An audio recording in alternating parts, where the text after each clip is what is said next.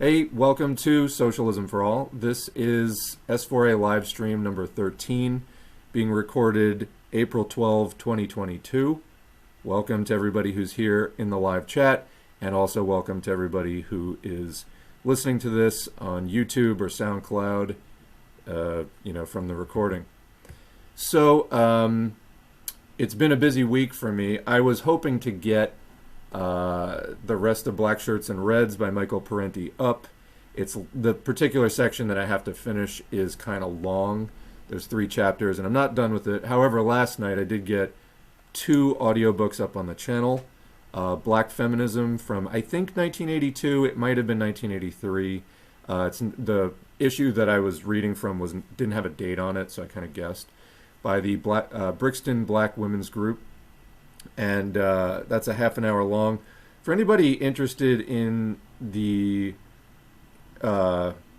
intersection of class exploitation under capitalism, plus the special oppression of sexism, and the special oppression of racism, being black and a woman and a proletarian, I thought it was a really nice, succinct, well-written summary of the whole subject. I read lots of things for the channel. Some of what I read is like real wordy or whatever. It is honestly one of the clearest pieces of writing, period, that I've read. It was a joy to read. So I would highly recommend that. Also, today I uploaded Ultra Imperialism from 1914 by Karl Kautsky, but not because I thought it was a really good work. I put that, and the audio of Ultra Imperialism is about 20 minutes. I had some comments, and then I added to it Lenin's criticism of Kautsky, taken from the introduction to Bukharin's book on imperialism. It's Imperialism : something, and I'm blanking on the name right now, but that's from 1915. So it's basically 20 minutes of Kautsky, followed by 20 minutes of Lenin, and some comments from me tying this in, particularly trying to inform the discussion, the ongoing discussion about what is going on with Russia versus NATO. Obviously, Ukraine is kind of a battleground in that. And what's going on? Is this something that is unequivocally good for socialists in and of itself? And trying to stimulate some thought and discussion about that. I have a few comments that I'd like to read about that. I'm going to come back to that, though, in a minute. Also, since the last live stream, I uploaded a video titled USA #Housing Crisis Amid Out-of-Control Rent and House Prices, Corporations Buy Up One-Family Residences. I mean, ideally that would have been single-family residences, but YouTube has a character limit for the title. That in connection with the video just on the other side of live stream number 12, which was #Housing Crisis, Joe Rogan guest Michael Schellenberger's San Francisco book is One Big Right-Wing Lie. Those two, they're almost exactly the same length, and that was not intentional. The Schellenberger one is an hour and 20 minutes and 41 seconds, and the second one about corporations buying up houses and inflation and other stuff is an hour, 20 minutes, and 51 seconds. But they really are kind of nice, part 1, part 2, if you will. The first one is more about homelessness and sort of right-wing responses, giving you a fair amount of starting information as a background for talking about homelessness, its causes in the neoliberal era, last 45 years or so. It really wasn't a mass phenomenon prior to that. You'd have some free spirits who wanted to live in a van for a while, but like, as far as just a mass phenomenon of people wanting and needing housing and not being able to get it, this is a recent thing in the neoliberal era. It stems from gentrification, deindustrialization, and some other things. Right-wingers, of course, try to make this not a structural, try to make it out to be not a structural problem, but a personal failing. The fact is, rent and housing prices are completely crazy, and that's what the second video really gets into. It's mentioned in the first video, to the point where now, excuse me, there's a sort of spotlight at the end of the video, as one example, on a Canadian corporation called Tricon. CEO is a guy named Gary Berman, and they are buying up single-family residences and have been since 2008. A lot of people lost their houses around that time. Well, that's some of where those houses went. They got bought up by this corporation. They have 30,000 houses that they are just renting to people. You can't buy them. Doesn't seem like there is a rent-to-own option. They are just buying them. Those are basically properties meant for people to, they're meant as personal property. They were meant for people to buy and live in and use for their personal needs. And this corporation is turning them into, speculative commercial assets. That company is now traded on the stock market. So they have plans to buy tens of thousands more, and that might just be the beginning. This is incredibly alarming to me. Housing prices have just skyrocketed in the last 5 or 6 years. So I recommend both of those videos highly. I enjoyed making them. I mean, it's disturbing stuff, but I enjoyed making them. I think that there's a lot of quality information in them. So that's what's kind of new as far as content going up on the channel. I like to start these live streams off by kind of discussing some of that. Just sort of, did the work, might as well highlight it, and encourage people to watch what they maybe haven't watched quite yet. What else do I have in the notes here? Speaking of, I mentioned this like kind of disturbing stuff. I got a comment a few weeks ago. It was like, "Dear S4A, why do you always sound so angry and depressed?" Period. End of quote. I was like, wow, thanks. That's not loaded at all. First, I mean, I don't think I, quote, always sound angry and depressed, but this isn't a game, and we do deal with distressing topics. I found that somewhat amusing that somebody thought that was just sort of a good open-ended question. But yeah, this isn't a game. Some people do think that politics is sort of a LARP. We saw this recently. There was on Twitter, which please don't take Twitter overly seriously, but you can get some actual news. Some people do use Twitter seriously. There's also a lot of clowns and goofballs on it. So, evaluate the source, take things with a grain of salt where necessary. But there was an account with, I don't know, maybe about 1,000 followers. They became pretty well known in the left, though, for being an account that explicitly promotes fascism. And then they were having a personal crisis, and people were like, "Oh, enjoy your personal crisis, you fascist piece of shit," etc. And guess who stepped in to defend the fascist account? Infracell. That's right. I don't know if I have a screenshot of it, but it was something to the effect of like, "Oh, look at all these stupid communists picking on this poor fascist account just because, this person's probably a teenager."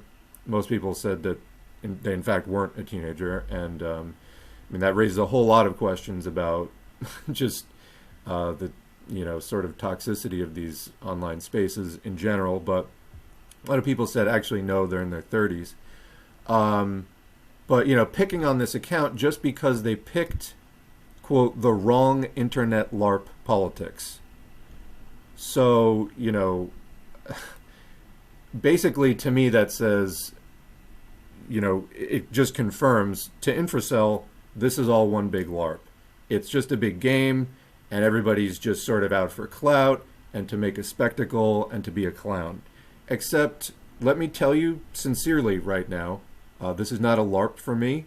I've been involved in politics in one way or another for over 20 years, and it can feel frustrating, and it can feel sometimes like a game because, it's hard to achieve power and things like that.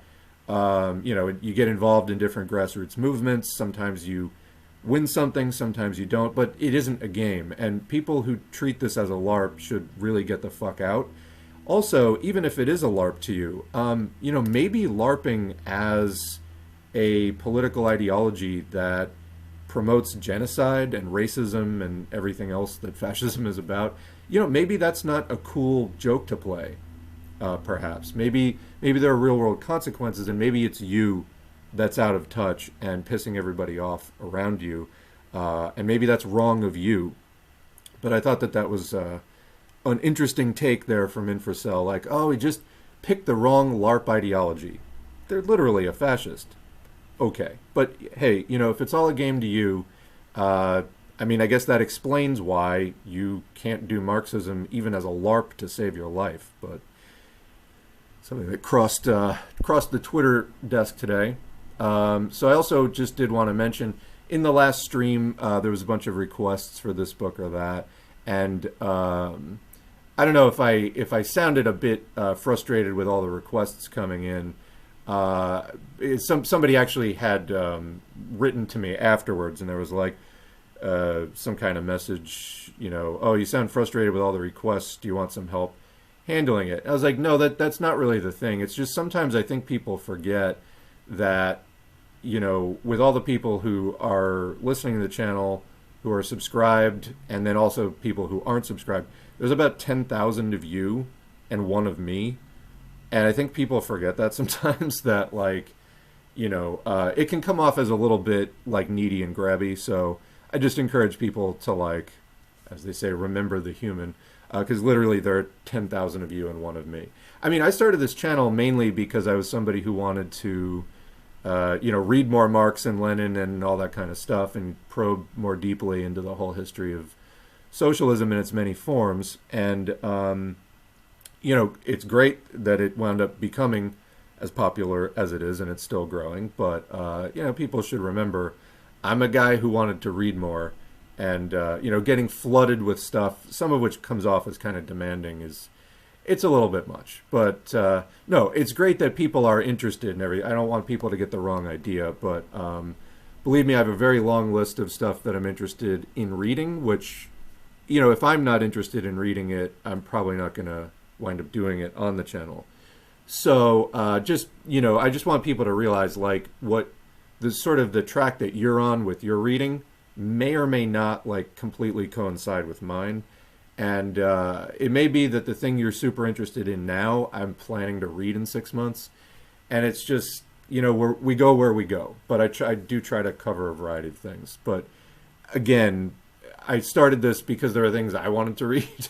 And it's great that people have, come along and also wanted to engage in these studies. And then the other part is the commentary that we do off of them.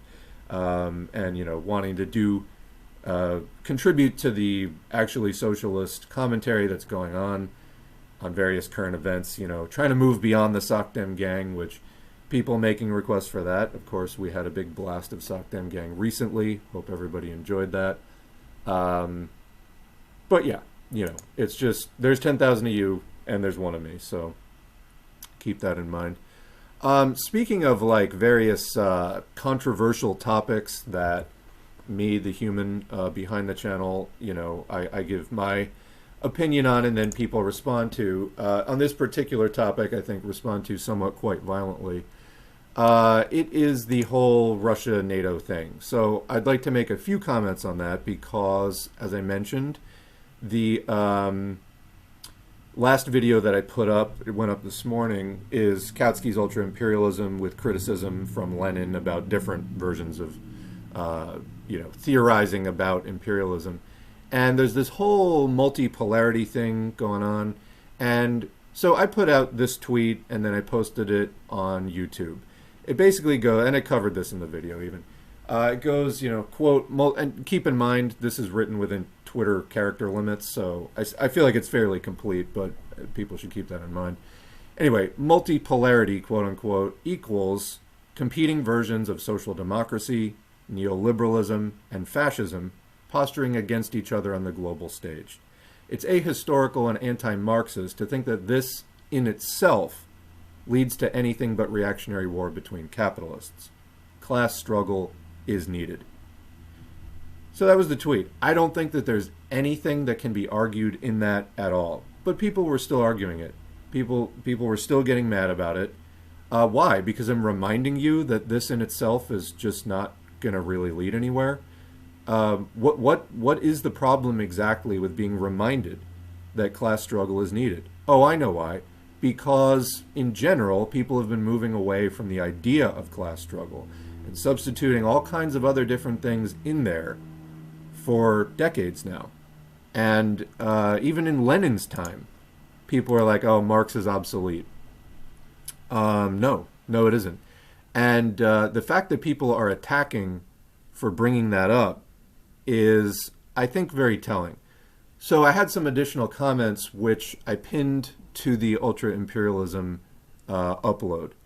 So, like I said, I did do commentary in the video itself about it, and then I pinned some additional comments. So here goes. Lenin's criticism of Kautsky here in ultra imperialism was Kautsky's refusal to carry on with socialist revolution in the face of capitalist war.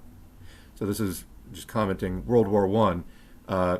Prior to this, the Second International, Socialist International, had agreed that if the imperialist war, which was looking more and more likely, did break out, that they would counsel all of the working class of the different nations that could be involved, of the belligerent countries, not to fight the war. Don't kill each other for the capitalists. Turn the war against the capitalists. In other words, into revolution. That's what they agreed ahead of time, and then a bunch of opportunists, including Kautsky, pulled out of that. Now, what was Kautsky's rationale here? Well, continuing, Kautsky seemed to prefer to wait until the capitalists had sorted out their differences through war, using the workers to do their killing. And then, after the war, they would, Kautsky, maybe we'll resume the struggle then. But in the meantime, taking all this hard-won solidarity between the working class movements and, then turning on workers of other countries and literally shooting, killing, and gassing them.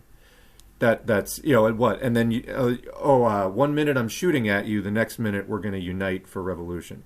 No, you gotta stick with one thing there, and it's called class struggle. Class struggle in peace, class struggle in war, class struggle in peace again after that.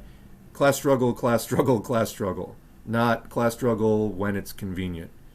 So, and that's basically the basis of Lenin's criticism, because Kautsky was theorizing that this possible state, which he himself said it was just a possibility, ultra-imperialism, was that basically in early capitalism you have ascendant capitalism, which is free exchange. Prior to the rise of monopolies and things like that, you had just sort of capitalists wheeling and dealing, and it's prior to things getting super consolidated. Then you had a second period, imperialism, where there were huge monopolies and trusts in the beginning of the military-industrial complex and things like that. And, this period is marked by convulsions, wars between the different imperialist factions and this and that. And Kautsky was like, it's possible that there will be a third phase, ultra-imperialism, which is basically a peace between imperialists. Like, after they have these wars, maybe they will come to agreements with each other where they sort of, have fought it out, and then they peacefully divide up the world, and then they, quote, peacefully, in other words, not fighting among themselves, oppress the rest of the world, the working class of the entire world, and the colonies and stuff like that. But he admitted this was just a theory, and he said that it's also possible that imperialism will not end, that the war will just keep going on and on and on. But even acknowledging that possibility, he was still taking the defense of the fatherland, i.e. fight for, quote, your national bourgeoisie. That was the line he was taking.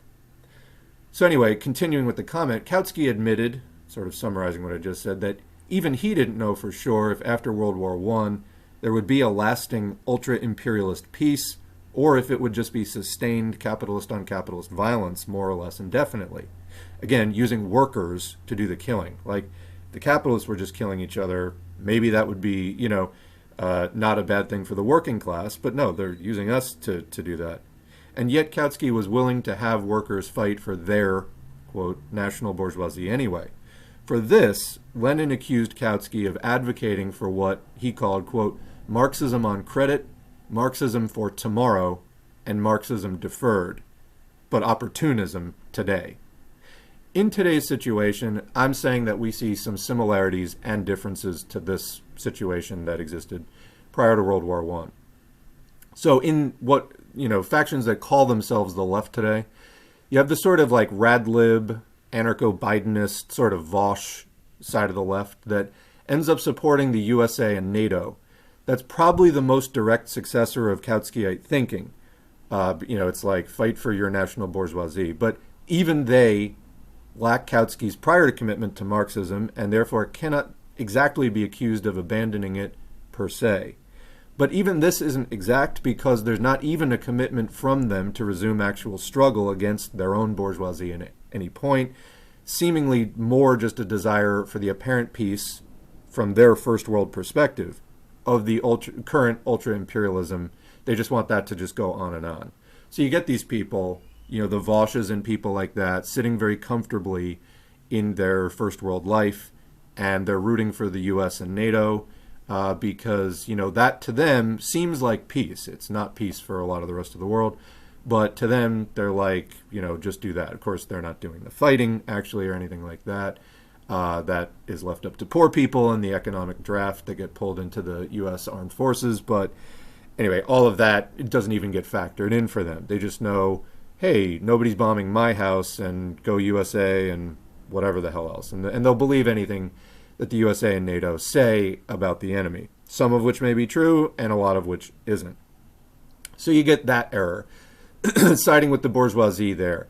And then on the other side, you have sort of the contrarian populist nationalists, some of whom are overtly Duginists, cheering on, or in other words, fascist Russian nationalists, basically, cheering on a breakdown of the sort of ultra-imperialist, if we're going to use the Kautsky-ish terms, that USA-NATO dominance, which, arguably you could say that after World War II, it wasn't just after World War I, they set up the League of Nations then, but that wasn't a lasting peace. War broke out again about 2 decades after we got World War II. But then after World War II, League of Nations replaced with the United Nations, obviously imperialist dominated, but yet the imperialists stopped fighting with each other so much. So we did get a sort of ultra-imperialism, but it's one that's complicated by the existence of the Soviet Union and the Eastern European socialist countries and China and Vietnam and Korea and so on.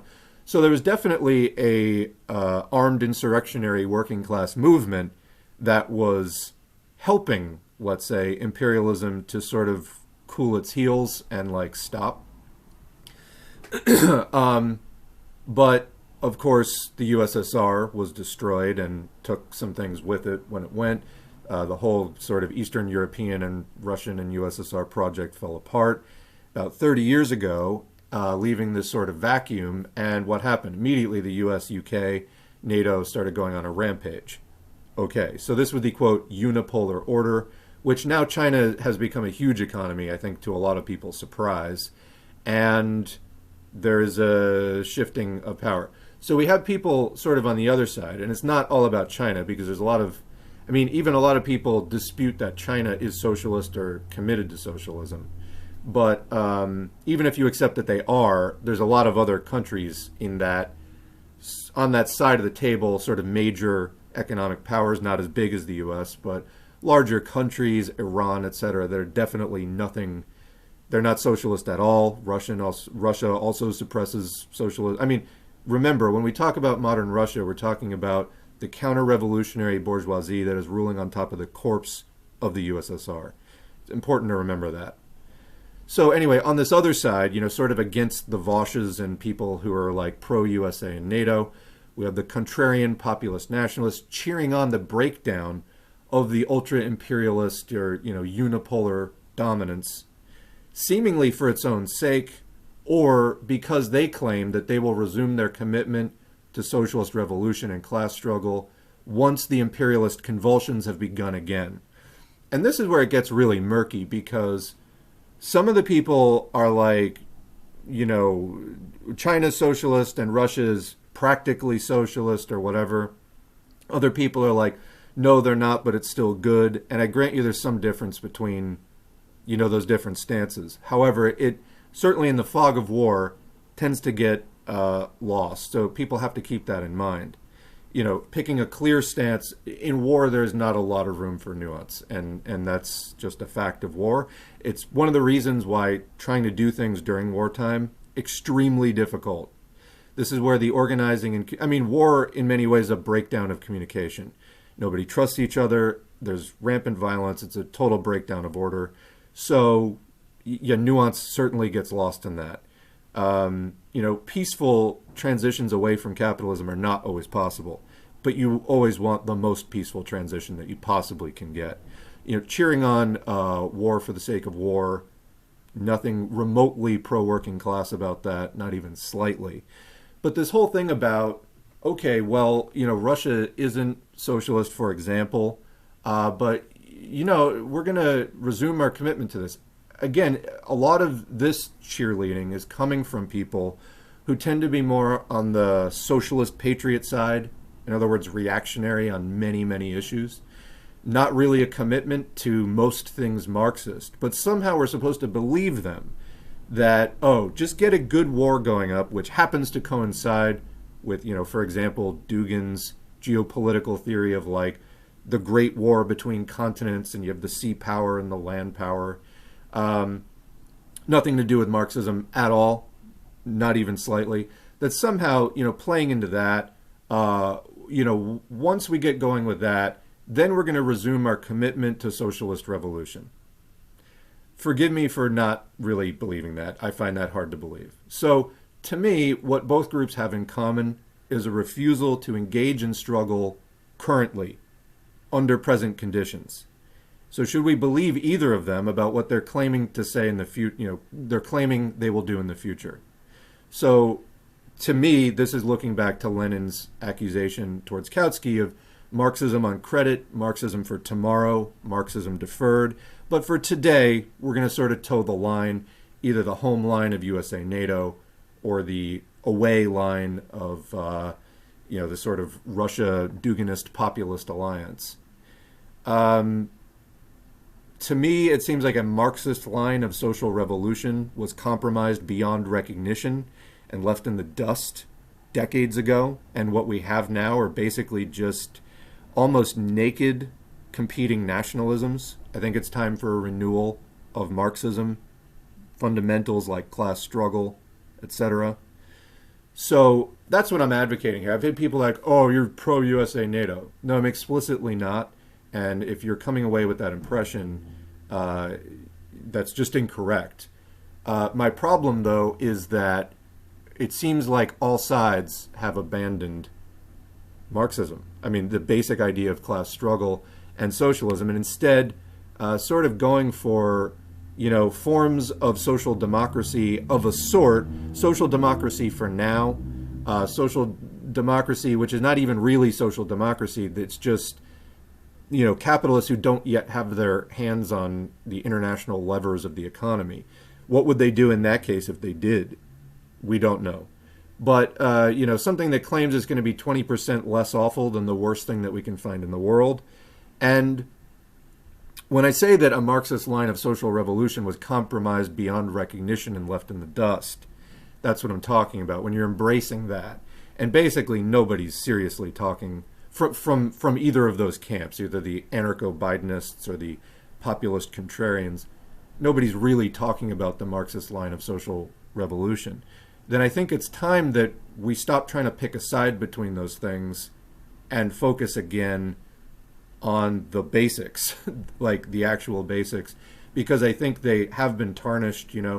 It's understandable when you go out and, there was a revolution in Russia and then, spread throughout the USSR countries and Eastern Europe and various other countries. Okay, fine. Also, though, in the subsequent decades of tangling with real-world conditions, etc., I mean, is it possible that some of these projects do get compromised, that not everything that happens is the best of all possible worlds when it comes to struggle, when it comes to resisting empire, etc.? And as far as the whole thing of, support the nationalists who are resisting empire, quote unquote, I mean, do you think it's possible that, a highly nationalistic right-wing capitalist country would, for example, ruthlessly suppress Marxists in the name of, national unity in the face of empire? Could you see them maybe accusing the Marxists of weakening national resolve in the face of imperial threat? Yeah, I could. And at that point, you start getting into the final question, which is, why do they get so mad when we resist? when we use Marxism to say no.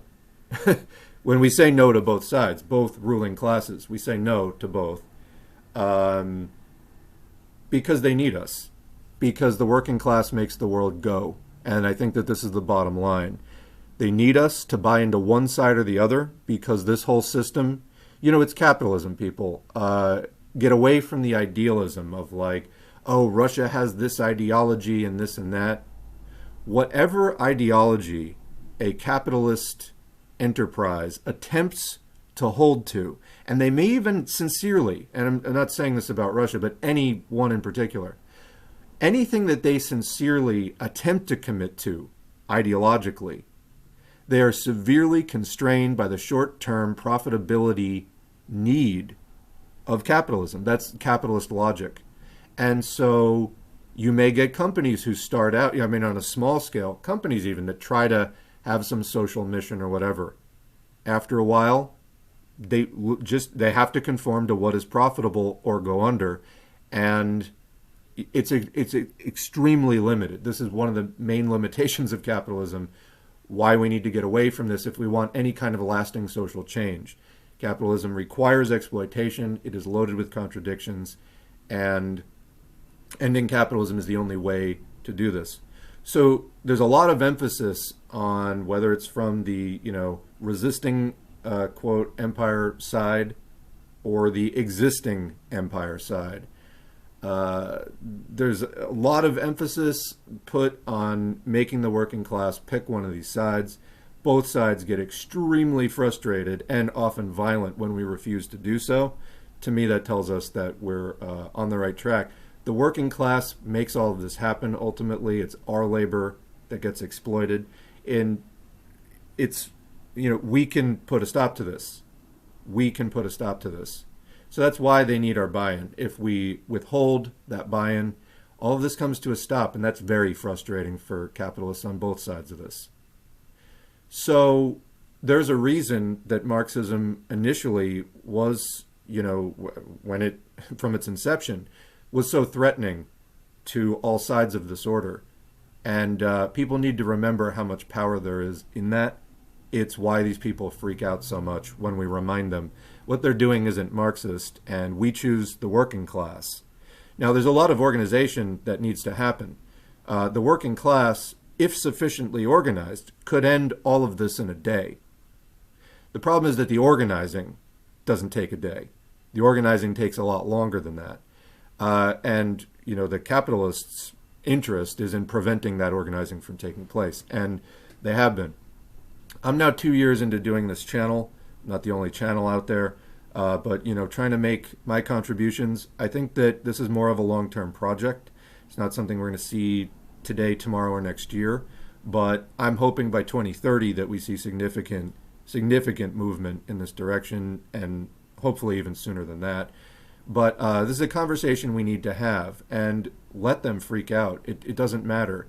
Remember, the power is in the working class, and when we harness our power to the to the ruling class, then that empowers the ruling class. When we withhold it, we keep it for ourselves, and we can use it to act in our own interests and tear down capitalism. And that's exactly what we need to do.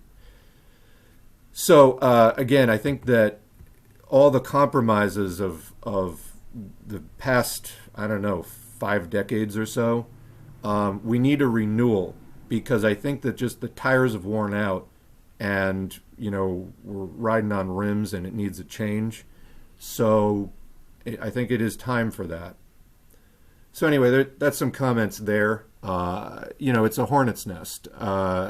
When capitalist powers are willing to go to war, they've got a lot riding on things. It's a really destabilizing thing, potentially, for their countries and their economies and everything.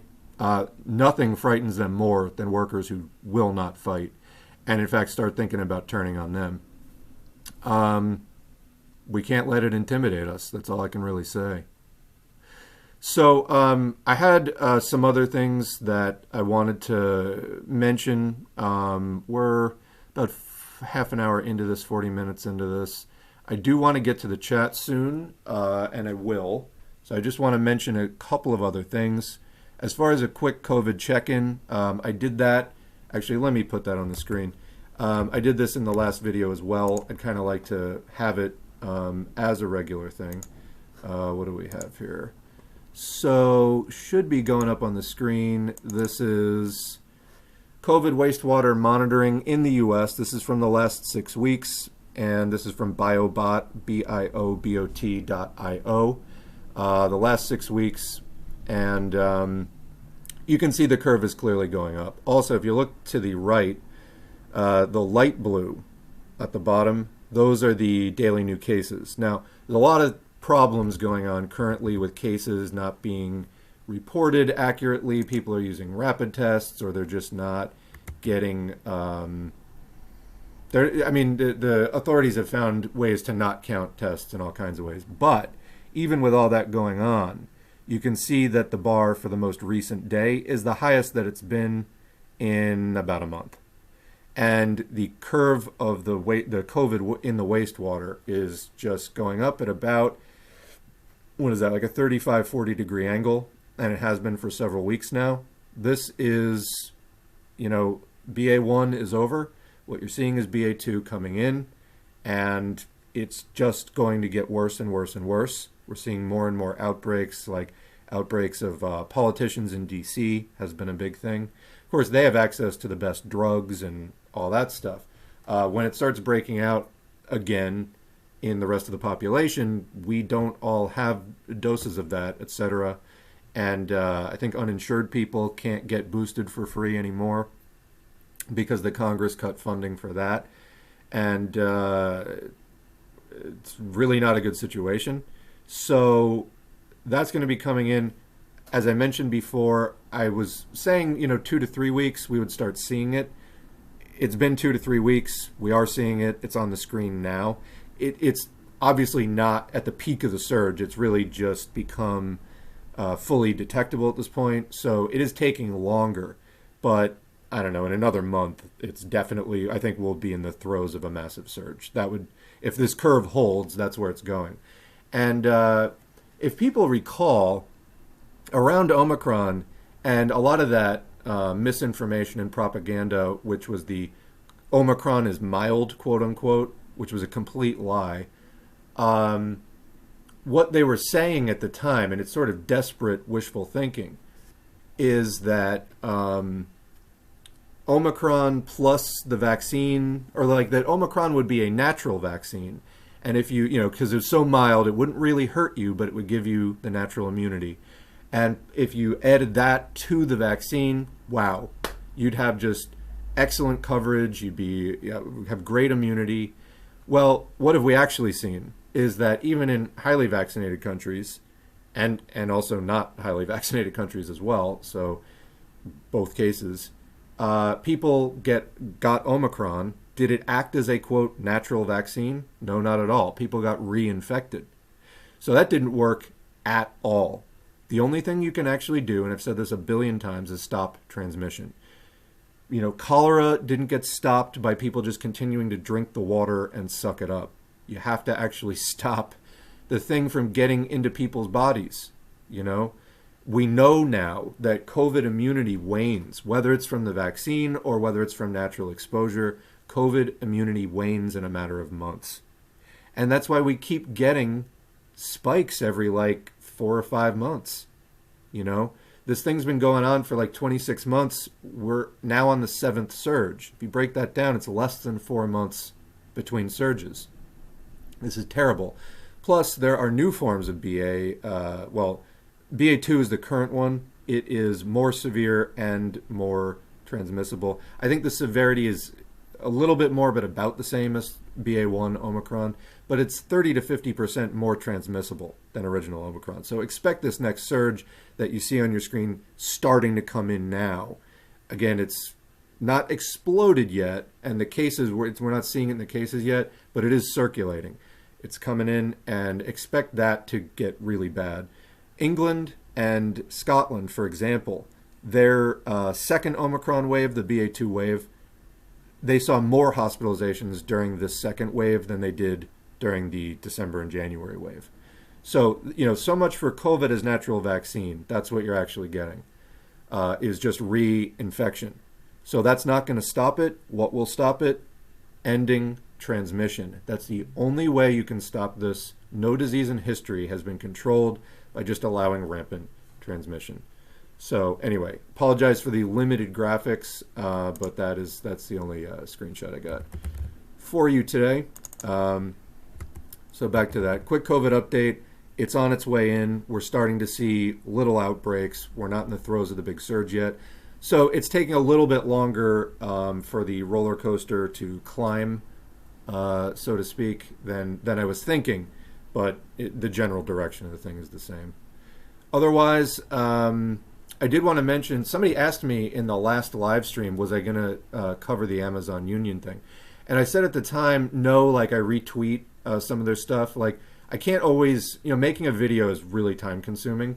I like doing it. And, I wish there was, 60 hours in a day and I didn't get tired. But, it is time consuming making videos and I can only do so much. And some things I just wind up tweeting about or something like that. Or I'll put up a post on the YouTube community thing or whatever. But I didn't realize when they asked me that the Amazon Union had actually been successful. Like it was like a day or two before that. And so anyway, I may wind up doing a video on that. I just wanted to say, lest people got the idea that I was just like not interested in the fact that the Amazon, like I had been following the Amazon Union stuff for like a year or something. I didn't realize that there finally was that big turn, but I may do a video on it now that there has been a big turn last week. Some success, and there's a Truth Out article, headline something like workers at over 100 facilities have contacted the Amazon Union in just a week. So there's kind of an explosion in different Amazon facilities trying to organize their facility, which is great news. So there's a lot to digest there because there is like a long ongoing history there. And of course, I like to cover a little bit of the background of just the state of the labor movement, which is kind of in a ditch. I mean, like many things left, many things socialist in general, whether it's of a revolutionary stripe or not, things have been in a ditch. Like, this has been like a pretty bad few decades for anything kind of left. Which kind of reminds me, there's a Trotskyist person account on YouTube that I like sometimes would interact with. I really don't get along with Trotskyists basically at all. There was like one account I could kind of tolerate, and I saw them like kind of going in on this thing of just like successes of union drives, and they were like, unions aren't socialism. And it's like, okay, I mean, technically, yeah, in and of themselves, unions aren't socialism, but with, unionization down around 10% or even single digits, I just don't think this is the greatest messaging right now. Also, to build a strong socialist movement, you do need big mass organizations. And labor unions certainly are a mass working class thing. You don't want to be discouraging people from getting involved in it because that's going to confuse people, is what I'm trying to say. If you're just like, unions aren't socialism, I think a lot of people are going to come away from that going like, oh, should I not do them? And that's not really the message we're trying to give people, especially when unions are so weak and it kind of, building them up is a big priority. So please, people, just try to look at the overall like arc of things when, making these sort of pedantic arguments. Yeah, it's true. Unions in and of themselves, that's not socialism. It involves like building political power and, deposing capitalists and all that kind of stuff. But that's not to say we shouldn't be like building unions. And if you give that kind of messaging, it can definitely throw people off. So don't do that. Anyway, a few other things. Oh God. Okay. You know what? I actually need to cover this thing. I do have a screenshot. Max Blumenthal. Jesus Christ. Like, it's up on the screen. This video was posted not in 2007, but today, April 12, 2022, at the Gray Zone YouTube. Holy shit. Literally, when your political program is a 2007 era, like USA Libertarian Ron Paul type thing, right down to the impact font, like old school meme stuff. Cringe. Just, oh my God, what is this? So he's speaking at an anti-vax rally, the Defeat the Mandates Rally LA. It's a 5-minute video. I don't recommend that you listen to it, but if you do, he's rambling. It's just a right-wing speech with a few like nods to thrown in some left-wing cover here and there. But oh my God, you know, people following this stuff have, you know, here, have some smelling salts. Put that under your nose. You're just getting sucked down a right-wing pipeline. I don't know how anybody can look at stuff like this and think otherwise, you know, honestly. But there you go. I was tweeting about that earlier. I think that was worthy of some ridicule. Anyway, worth mentioning. You know, again, when we go back to talking about things like the contrarian, populist, whatever, you got Max Blumenthal right in the middle of that nexus. So, you know, do a little social mapping. Who's on kind of what side of what? I'm not saying that rebuilding an actually Marxist line is going to be easy. I'm not saying that. I think that actual Marxists are kind of few and far between, although I also am finding there's more and more people out there. These sort of contrarian, populist, anti-Marxist people who claim to be Marxist. And again, I think that goes back to how much they need to confuse people about Marxism, like desperately need to confuse people about Marxism. That is their kind of purpose.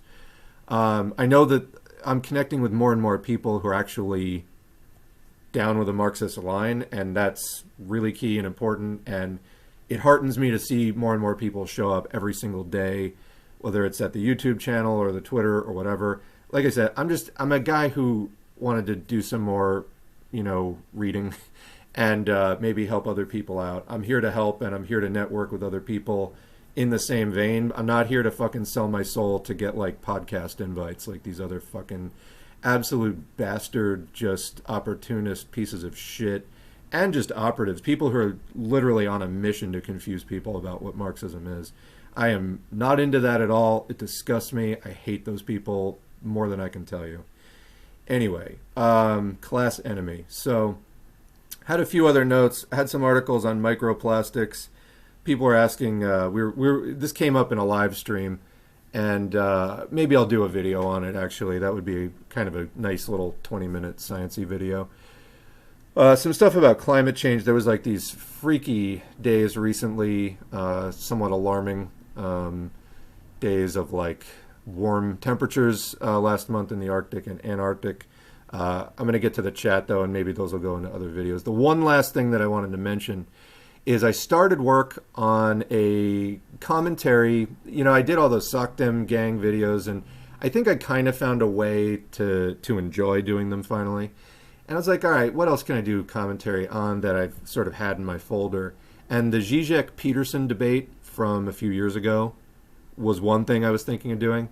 And honestly, I went in to actually watch it, and it was like they gave each of them a half an hour to make opening statements. It was the most rambling, nonsensical stuff I had ever heard. And the unfortunate thing is I had done about 4 hours of research in preparation to do that commentary. I won't be making that mistake again without actually listening to much of the debate. It was like incomprehensible on both sides. The topic was happiness, capitalism versus Marxism. First of all, neither one of them. I mean, Zizek has doctorates in psychoanalysis and philosophy. And actually his doctoral thesis, I think back in 1971, was rejected for not being Marxist. So like, there's your expert on Marxism on the, quote, left side. I did think that he had written a good op-ed on Peterson, and like, why is Peterson popular? It's because the left doesn't have its shit together. However, he may be ground zero of that, although he's better than some, but still not very good. And I wouldn't say a Marxist either. And then Jordan Peterson has, you know, he's a clinical psychologist. Neither one of them is a historian or a political economist, political scientist, just a regular economist, geographer, like nothing like that. Sociologist, like nothing. And, you know, but it was basically because Zizek wrote that op-ed about Peterson. And then Peterson on Twitter was like, debate me, bro. And then they did. It was like so stupid. He indulged him. It was so stupid. And then they had this rambling debate that just went nowhere. But I might do a video on that. I'll just read the Zizek op-ed, and then the Peterson actually recently resigned from his tenured position. I'm trying to find it. So he quit the University of Toronto. He had a tenured position. This is from just a few months ago, January 19, 2022. Talk about fascist ravings. The title of it, or like the subtitle, it's why I am no longer a tenured professor at the University of Toronto. Subtitle is The Appalling Ideology of Diversity, what? Inclusion, not that, and equity, no, is demolishing education and business. It's a university, dude. Anyway, the appalling ideology of diversity, inclusion, and equity. That's why he quit. That's why he gave up his tenured position there. So I might read that because seriously, it's fucking unhinged, and so I could probably do a video like covering both of their statements and skipping the debate because it's nuts. All right. So that's about an hour, and that covers all the things I was looking to elaborate on. And like I said, expect that Parenti thing at some point. It's been dragging a little bit as far as the recording. I will just jump in and finish it at some point. All right, so let me go into the chat now, and let's take some questions. Actually, let me get to the window that has the bigger, easier to read version of the chat. So what do we have? Going back to the beginning of the chat. Somebody was talking about their gardening and how everyone's growing squash. So they're growing some herbs to make the food taste even better. Yeah, that's good. I mean, and this is, you know, we were talking about kind of traditional diets and food versus like capitalist food last time. And I mean, it's kind of the thing of like, you know, in the settler culture, like mayonnaise is a seasoning. No, use spices and herbs. Learn how to use them. You know, get a cookbook from, you know, get an Indian cookbook. Get cookbooks from like cultures that, or you can just watch YouTube videos too. Cooking shows are a great thing. Just like look at a few cultures that actually use spices. I mean, even European cultures. There's European cultures that use more spices than we see in kind of like corporate food today. Whatever it is, but I mean, there are so many ways to flavor your food. You can eat healthy, relatively bland staples, you know, whole grains and squash and tubers and things. But people use spices to make those food taste good. You know, beans, like beans on their own, incredibly bland. But if you add, you know, densely flavored roots and seeds and things like that. That's how actually most people around the world actually eat them. And they're also good for you. They can have effects on, you know, your blood pressure and your blood sugar metabolism. And it's good to use spices, people. It really is. All right, let's see what else. We were talking about some other thing. I'll come back to that another time. What else do we have?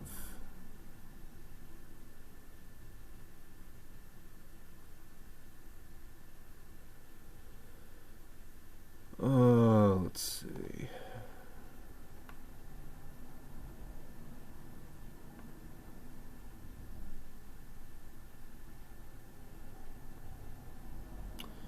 Sorry, I'm just scrolling through for something that I think might make a good jumping off point. Not that these aren't good comments, it's just...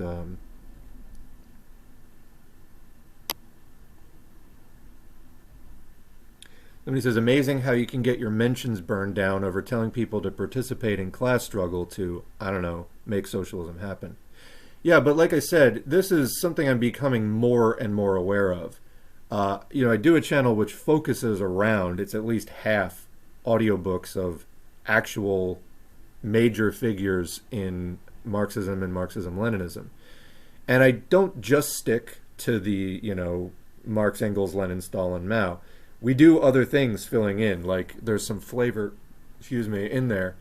And we try to, you know, understand it all. because even people who made mistakes and are sort of known for their mistakes, they also had good takes, and it's important to understand the context of the mistakes, why they made them, and keep learning from them and things like that. Um, Try to have a somewhat flexible ability to acquire knowledge and information. You need to be critical, obviously, but don't be afraid of reading things. At a certain point, I think after you get it, continuing down a particular track can be like a waste of time. For example, fascism. Once you get it and you can sort of recognize the patterns, you're good. You don't need to spend your time on that anymore. But yeah, it can be worth reading a few different things to kind of get a sense of it. But yeah, this basic thing, you can get your mentions burned down, telling people to participate in class struggle. But then again, really, when was this ever not the case? Why are we surprised now that there's so many people trying to corrupt the idea of what socialism is? They've been trying to do that literally since Marx died. I mean, they've been trying to do it since Lenin's day. It's just been constant. The constant drumbeat of Marxism is irrelevant for this reason or that reason or this or that. By the way, support my war. What? So this is constant. And I was surprised at first. This was 2 years ago, and up till through the first year, I was surprised at how bad it was. But then I finally started accepting it. And it's funny. I was just today. I had a little time to try to get some more stuff up over from the YouTube onto the SoundCloud page. I think I got about 15 or 20 of the older audiobooks up. But while I was sort of straightening things out and like organizing some playlists and things like that, I was looking at something from, I think it was the Jason Unruh versus Dust James debate over proletarian socialism. And on the title, this was like back in November, sort of when the land back stuff was happening. The proletarian socialists were, sorry, I keep saying proletarian socialists, patriotic socialists. I don't want to say Pat Socks because not everybody knows what that means. But anyway, so sorry, proletarian patriots or patriotic socialists in the USA. Sorry, mind is drifting. My title for that video was like, I introduced the people and I was like, time to let this topic die. I kind of thought that was going to be the last time we would have to hash this out. It's been like topic after topic, the sort of like Maupin, Hinkle, Infracell, Peter Coffin axis of like fucking losers that keep trying to argue the wrong position on things and like get people to believe in right-wing nationalist bullshit. I thought that was like the last time we're going to have to deal with it. And then like it came up in this war again. I'm realizing like they're never going to stop. I mean, until until somebody wins, they're never going to stop trying to divert people away from Marxism and socialism. It's a threat to capitalism. And it doesn't matter if it's a small YouTube channel. They fear that it will be bigger and on the minds of the people tomorrow. They don't care how small it is today. They are concerned about it growing. They do not want people actually learning actual socialism. So they will keep coming after it in one way or another and, corrupting the idea of it and attacking people who are advocating for class struggle. That's, I think, something, it's just not going to go away. And no matter how many debates there are or this or that, it's not going away. So, I don't know, gird your loins, I guess, and just sort of, I'm finally, I think, at a point where I'm just like, all right, I mean, this is just another face of the fascist onslaught, and okay, fine. I accept these are the enemies. I mean, they are part of why the world is the way that it is today, that we are struggling against. So anyway, continuing, malarkey Leninist. Yeah. Unions are still really important because we will need to hoist control of industry from the capitalists at some point, and labor movements are vital for that. It's a matter of taking control of unions and making them worker-led, and also not devoting the entire class struggle to just unions. Yeah. I mean, resisting at the point of production is important. One of the key points, though, or like key problem areas about unions, is leadership capture by business interests, and having. We were just talking about that in the last live stream last week. Somebody was talking about how their union, not at Amazon but at a smaller place, the shop steward was like buddy with management. And that happens on a much larger scale as well. And even then, when you get leadership that claims to be fighting the corporations, they're not really fighting capitalism. There's like very few actually anti-capitalist, per se, unions. So, there are multiple points of failure and multiple things that need to be watched out for by socialists when it comes to labor unions, for sure. But not having unions at all is really not a good thing.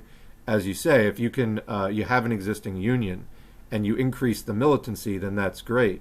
Whereas conversely, if you don't have any of that organization and you just have a bunch of people who, let's say, listen to a lot of YouTube or read a lot of Twitter, and they start developing more ideas about how to be militant, well, the bottom line is, how do you act on that?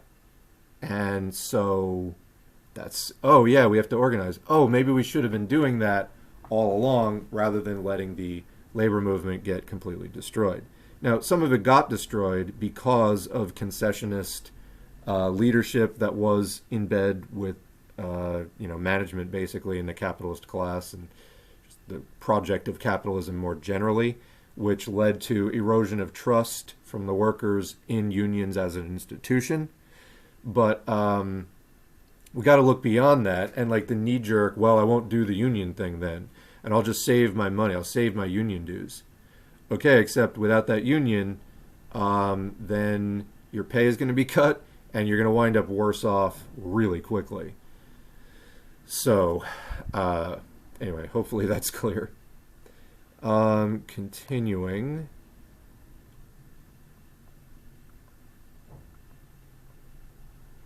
The U.S. state I live in, a commenter says, New Hampshire has become a bastion for libertarian ideology and party organization through the Free State movement. How can socialists, through organizing, counteract this movement, which has actually generated organic resistance? Well, I mean, what did they do that was successful? I'm actually familiar with this. Was a thing like back in the 2000s, so I remember reading about this, and libertarians were very active when I started paying a lot of attention to politics in the 2000s. I remember the Free State Project, so that is still going. I mean, libertarians are psychos, generally speaking, so it's like, in a way, you're dealing with very, what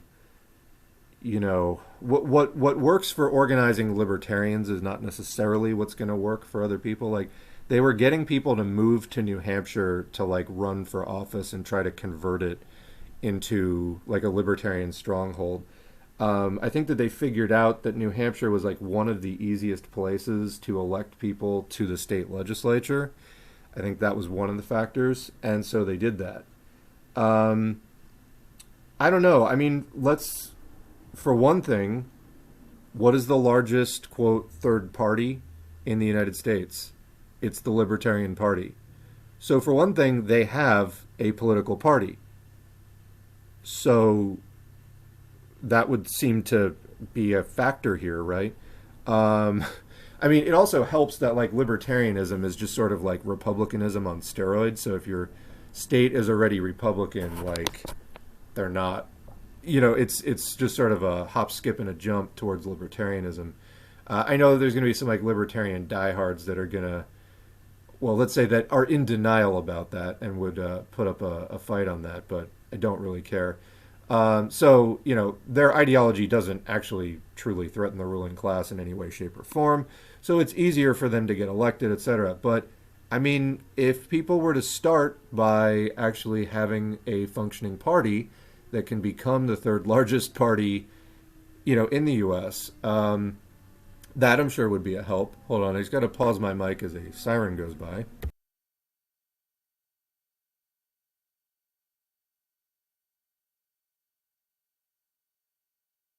All right, there we go. Noisy road.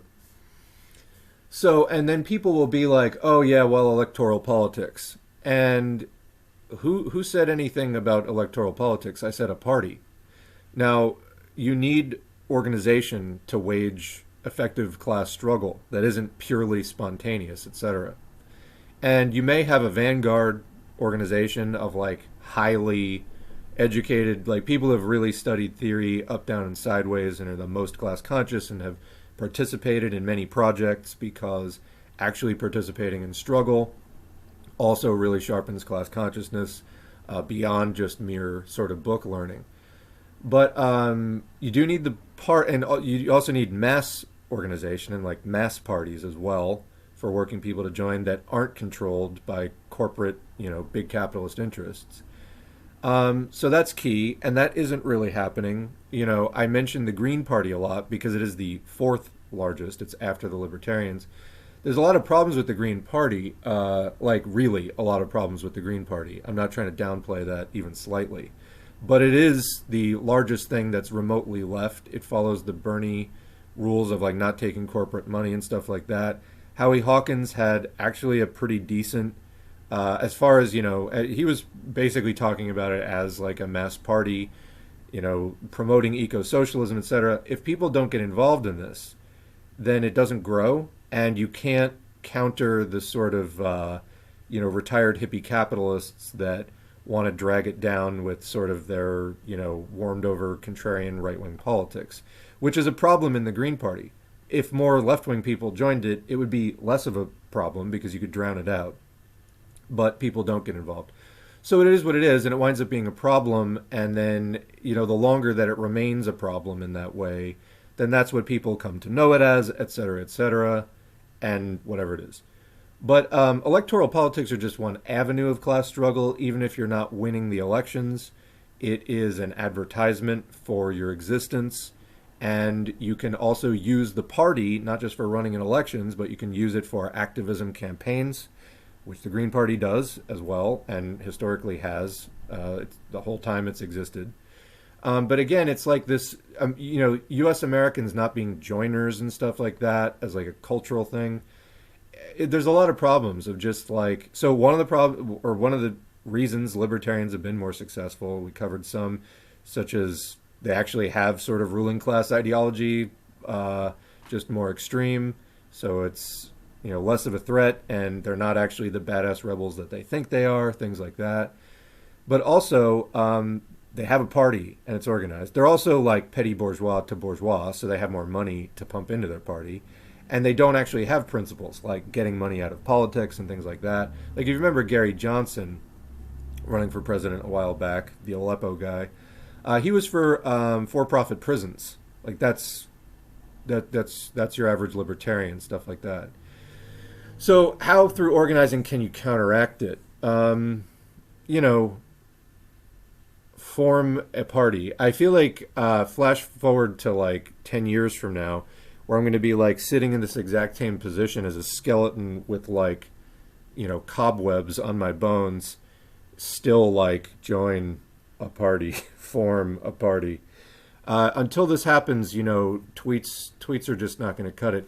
I'm doing what I'm doing on YouTube to agitate and educate, but I say constantly people need to organize, and it's a fact. So we need to get numbers, we need to get things going, and there's no way around this. There just isn't. All right, continuing. What else do we have? Speaking of fringe weirdos, do I notice my comrades that I meet who come from a YouTube pipeline different from people you meet from Twitter? I notice people seem smarter who read as opposed to just listen. Twitter seems like a bunch of readers. I don't know that I would characterize Twitter in that way. I think you can definitely get Twitter brain of like, some people spend way too much time on Twitter. Also, can Twitter actually be called reading? Yes, it's words on a page, but it's such extremely short, choppy thoughts. I mean, it's like if you flip through a box of bumper stickers in like a novelty shop, is that reading? Maybe, technically. That's kind of how I feel about Twitter. Yes, written verbal communications can be transacted on Twitter. Yes. Actually, a lot of the audience comes from Reddit because I post my audiobooks on like our Socialism and other, our Marxist audiobooks in some different places, our American Socialists. I try to go where there's a decent audience. I used to post on like our BeardTube, and I don't really know what happened there, but it's like, especially since like Infracell moved in, there used to be, I think, more people who would push back on Maupin and stuff like that. I think Infracell came in with his whole fucking like psychotic bully LARPing, and it's captured a portion of uh, weak-minded people who have gotten swept up in that, and a lot of the discourse has gone for the worse. I try to go where there's an audience, and anyway, there's a big audience on Reddit and a lot of people who seem to be interested in audiobooks, and that's the kind of people I'm trying to attract.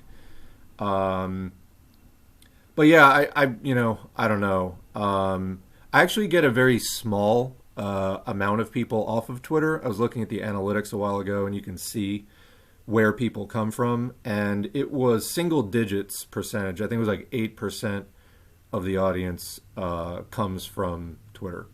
So I was, I spent a while trying to build up the Twitter account, and, because it's just nice to have some redundancy and different pathways of outreach. But if you spend a lot of time on Twitter, again, I don't know that it's reading. There's a lot of verbal arguments that take place. I find Twitter to be like hugely stressful. I think even Facebook was better. I'm not on Facebook anymore than Twitter because people could write longer replies where you're not like abbreviating words and stuff like that. Twitter tends to be like very knee jerk, very reactive. And I don't know, just some of the dynamics of the site are just not, I think, the most conducive to like really informed conversation. So that's not what I wound up sort of using it for. I wound up using it for more sort of promotional purposes, if you will.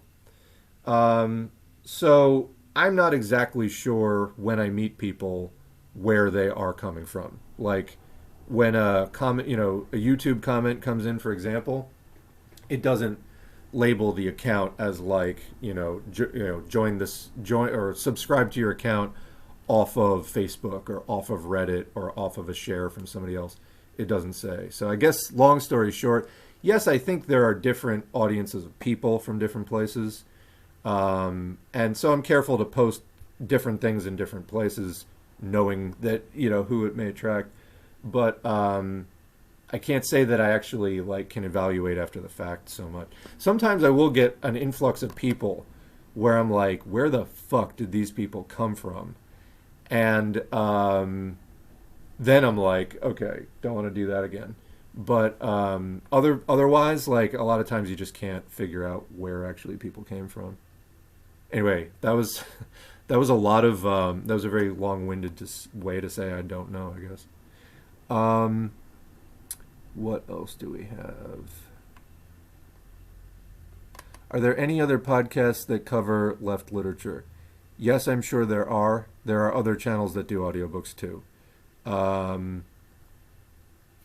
Yes, definitely.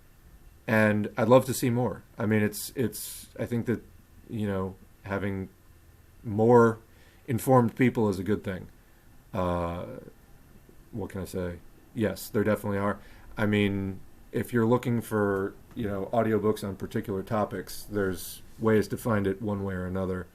I try to do a little bit more than just read them. I try to engage with it more, teach it a bit more, apply it to current events, etc. I think I've become a better channel through all the reading that I've done. I think that, comparing where I was at, starting out this channel, I had read some of what I've read on the channel in the audiobooks prior to starting the channel, and a lot of it, maybe 75% of it, I hadn't read prior to starting the channel. I think my commentary is much better informed now, so it's worth it for sure. Somebody said, I like the guide to direct action you posted a year or so back. It's incredibly helpful. I don't know what guide is that? I think I did post a few guides, but nothing. I don't know which one you mean. Okay. What else do we have?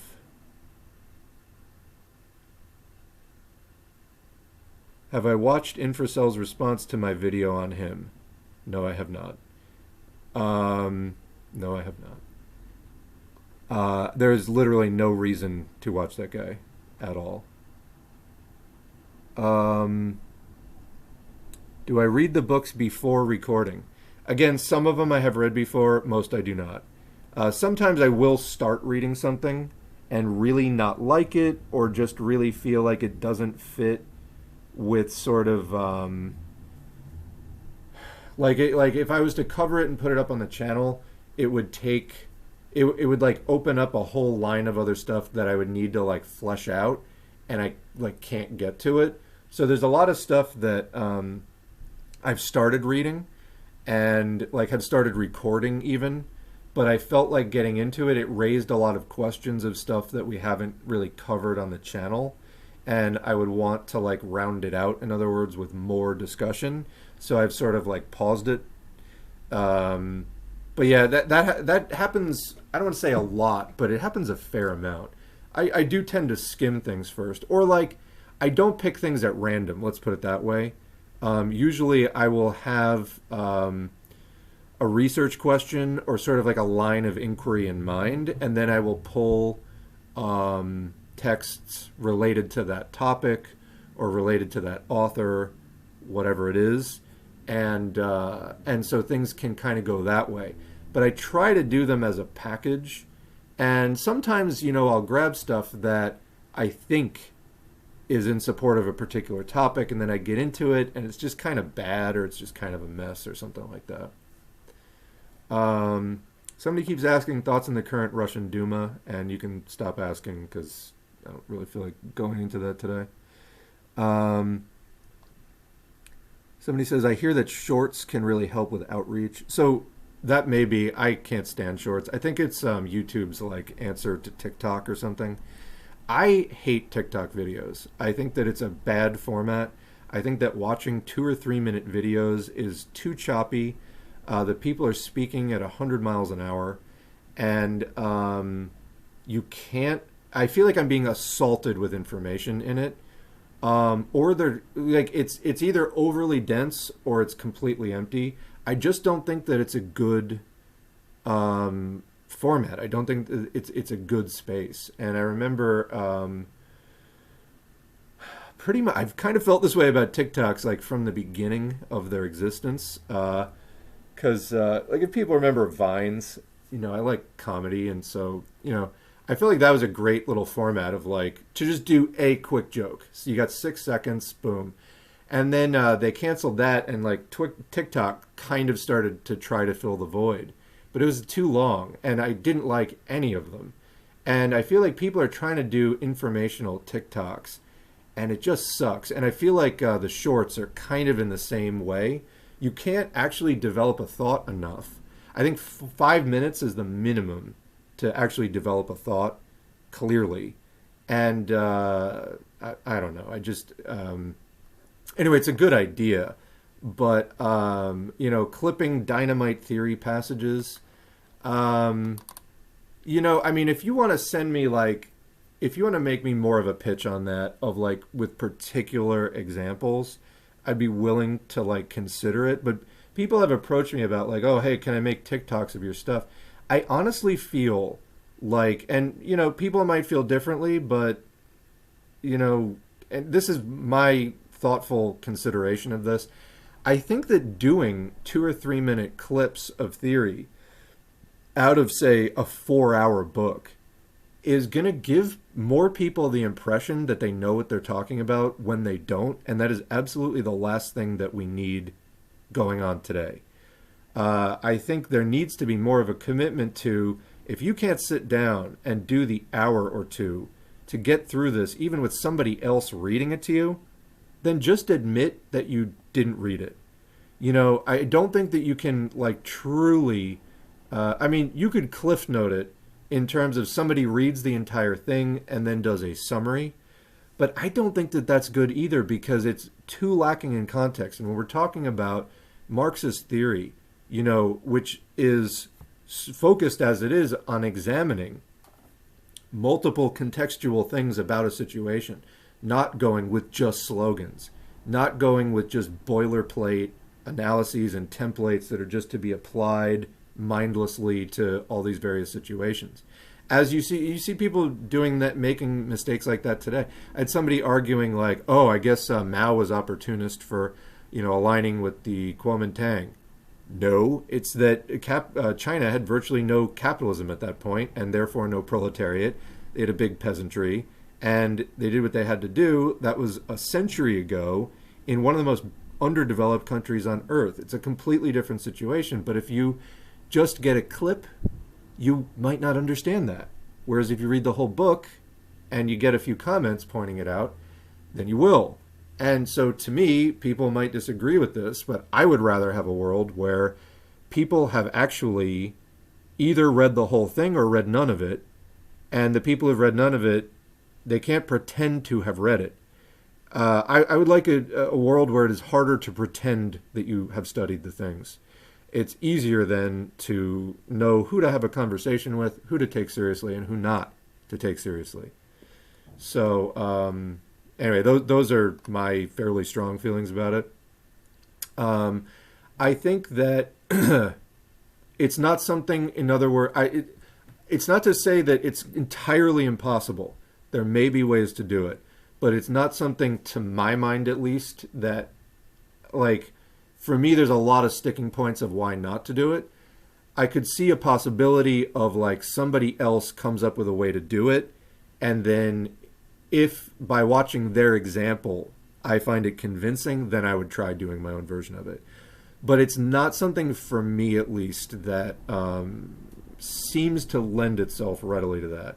Again, I'm open to, like, if somebody can show me like a working example of how to do it, I would give it a shot maybe, or like possibly consider it. But I don't really see that working that well, etc. So anyway, I mean, I think as far as the rest of it, you know, you just watch some of the circles that discussions go in sometimes, you know, because the rest of the comment says, I see anti-communist clips that straight up lie about Marx, that say that he's anti-gun ownership, etc. And yeah, that's fine. I mean, you can even make memes that are like, you know, under no pretext, etc. But like, I don't know, does it, like, you still see people kind of going in these circles anyway. I don't know. If it can be handled in a meme. So I guess the question is then, like, would you just be making shorts basically of memes? Like, you know, like a quote on a page and it's a 30-second clip. I don't know. I mean, that's just not like a format where I personally like enjoy consuming content. Like, there are channels that I enjoy that, you know, are not even political channels. I like their videos. You know, I think YouTube, when they came out with the 10-minute clip thing originally, people found 10 minutes is actually like a great length. Like, if you can't say it in 10 minutes, then it really does deserve like a longer format thing. But even channels I like, when I watch their shorts, I find it just grating. So, I don't know. Is it worth just putting memes into shorts? Or, like, should they just stay memes? I don't know. I mean, the reason you're hearing me sort of, like, reasoning this out loud is, like, if there are actually ways to, you know, to keep expanding all of this, I'm all for it. That's one, though, where I just feel like it's tricky and it doesn't, I don't know. To me, there's a lot of, like, sticking points about that. Anyway, what else do we have? Oh, it was one of the, how to fire your boss.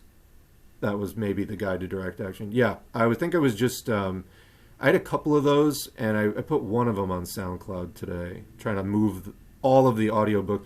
I'm not moving some of the older commentary videos onto SoundCloud. I just don't know that they're that relevant. They're still up on YouTube. But I am moving over all the audiobooks as time allows, and I think I was just handling that one. Somebody said, really enjoyed On Contradiction by Mao. Thank you. You're welcome. And yeah, that's in... so speaking of setting up SoundCloud and playlists, I am going to try, once I've gotten the SoundCloud sort of like thoroughly well organized and get the playlists thoroughly well organized, I'm going to go back. I have a ton of playlists on YouTube, but the formatting of the titles isn't exactly standardized and stuff. Like I like them to be real neat, and I'm still sort of trying to decide on the formatting and stuff like that, because I want them to be easy to find for people. Actually, I get more traffic to the channel through the playlists that I make, and people find the content through the playlist than I do through Twitter. Which is like, had I known that, believe me, I would have put less time into Twitter, but live and learn. Somebody says on TikTok, our attention spans are bad enough with YouTube. Somebody says TikToks now can be 10 minutes. Yeah, but is that for all accounts? Because I was reading something like different accounts get different amounts of time. I don't know.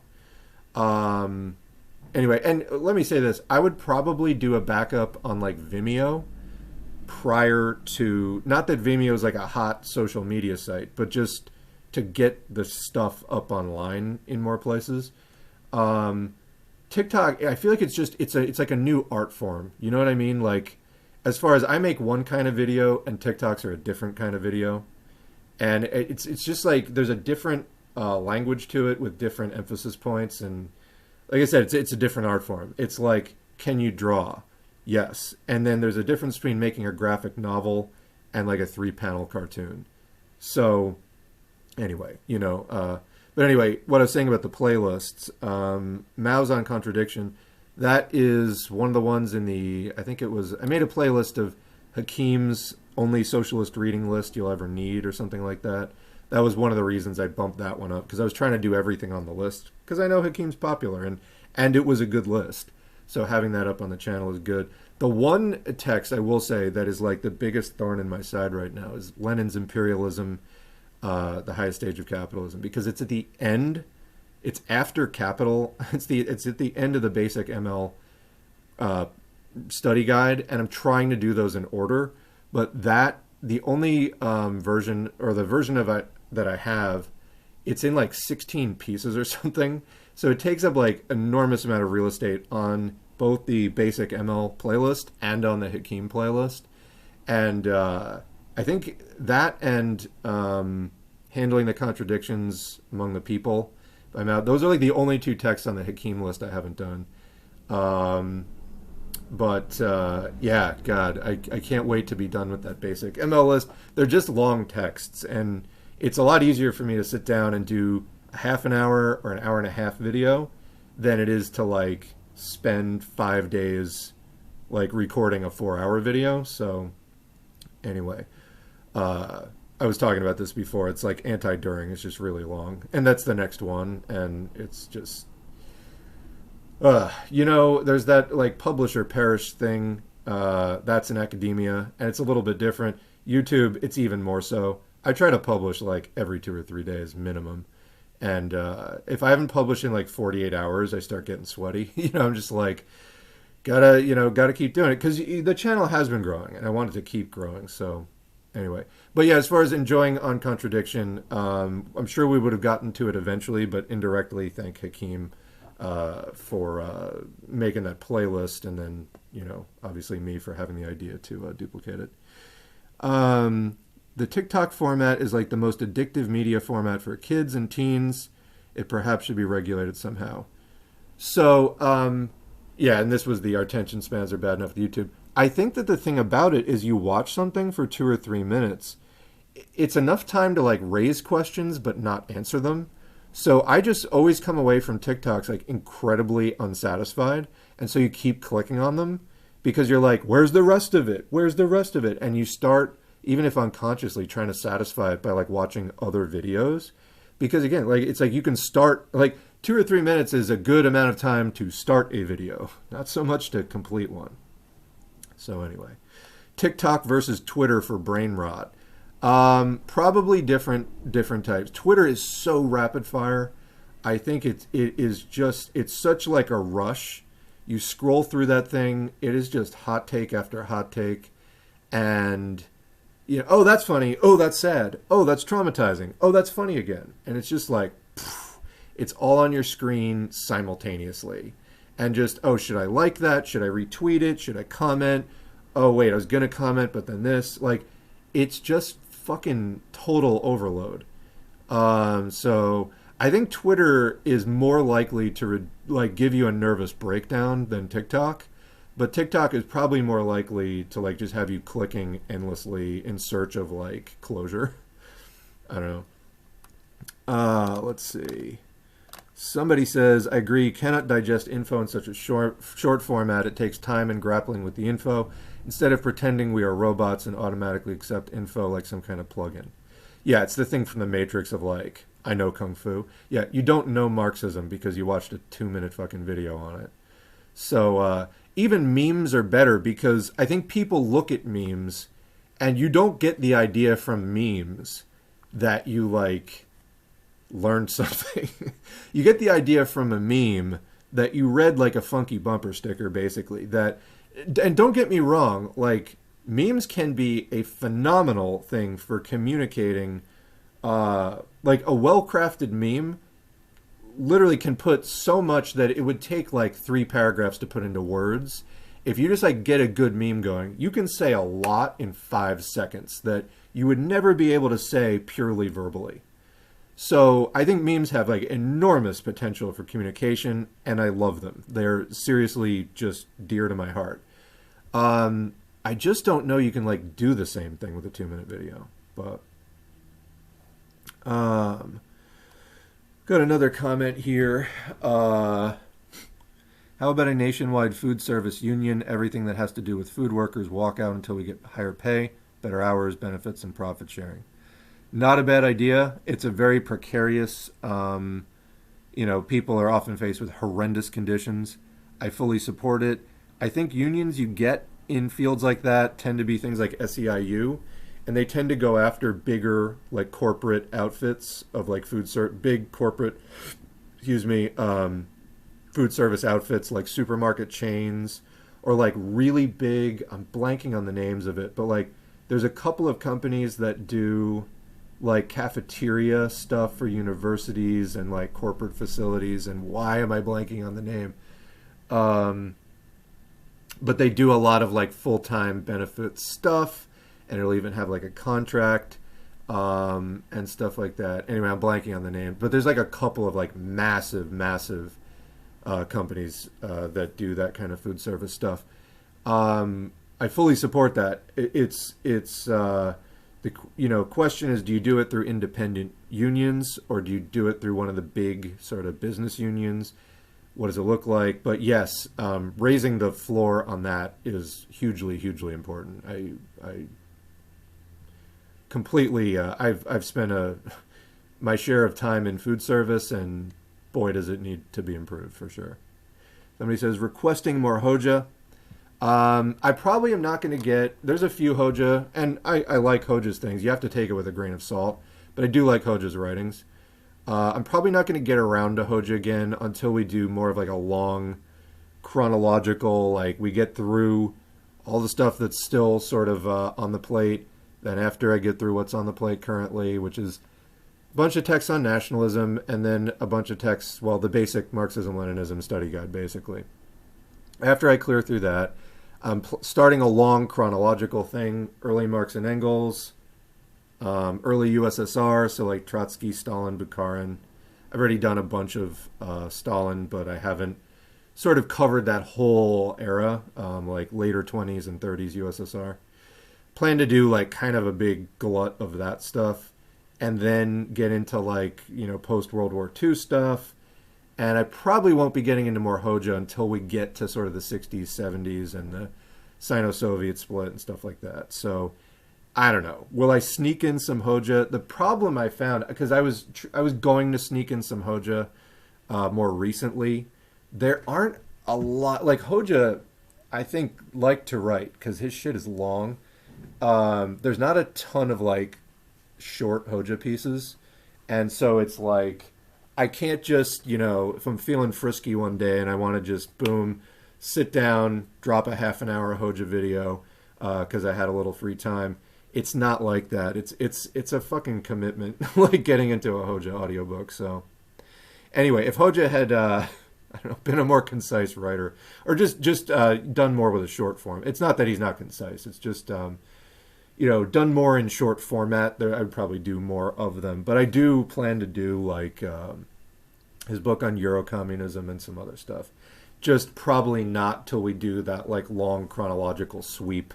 That's probably going to wind up taking me 2 years. So you will see more though. Let's see. Somebody says fair about TikTok, but I may get people who are genuinely interested in the audiobooks that wouldn't have reached. No, don't get me wrong. I'm not trying to eschew like other avenues of people finding S4A. I want nothing more than more and more people to find it. I don't know how the TikTok thing, like, I don't know how to make that work currently. And I don't see other people making it work as an example.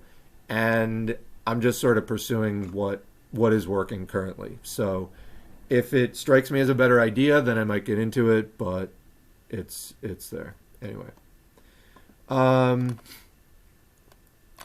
What do we have? There is... Am I streaming on more than one platform? Just Twitch right now. I started doing Twitch as a backup for YouTube. Then I realized I didn't want to do Twitch affiliate. But I stream on here, and then I post it over on YouTube after. And I think it's not bad to have this in the back pocket as a possibility just in case. But it's not something I'm affirmatively pursuing currently. So a bunch of people, am I reading this? Like, chill, okay? Seriously. A lot of people have like odd expectations about reading comments in a certain amount of time. What else? All right, somebody says, I think you vastly underestimate yourself when it comes to the quality of your channel and what it does. I think I've learned more personally from listening to your audiobooks and response videos than any other channel. I appreciate that. I put a lot of thought into them. So I do appreciate that, and I like hearing you say that. It's also nice. I mean, just hearing that from people, also when you're getting bombarded with gorilla emojis and all the other bullshit that we started out this video talking about, it's nice to hear it. So, I do appreciate that. And, I get it. The channel is growing. So I know people must be getting something out of it. And I'm not just doing like drama shit. So, yeah, it does seem to keep people coming back. I think that one of the main things, I recently asked, and I may actually close on this because I kind of have to I do have to go in a few minutes. I recently did ask both on Twitter and in the YouTube community post. I said, female viewers only, what would you like to see more of? So first of all, this is not, somebody was like, no, not non-binary people. That was not a slight towards non-binary people. Where that was coming from is in YouTube, you can see in your analytics of viewers who are logged in and who have set a gender, or a sex really, is a male and female. It was disproportionately skewed. It's not as bad as it used to be, but it was disproportionately skewed towards, quote, male accounts that had specified male rather than female.